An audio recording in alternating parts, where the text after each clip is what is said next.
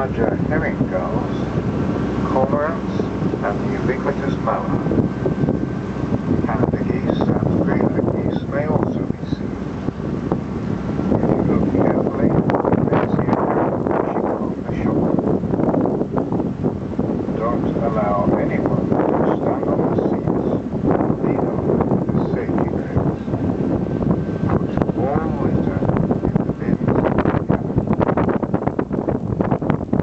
The large imposing houses you will see near the lake shore were built around the turn of the 20th century for wealthy industrialists. Most of those houses are now hotels.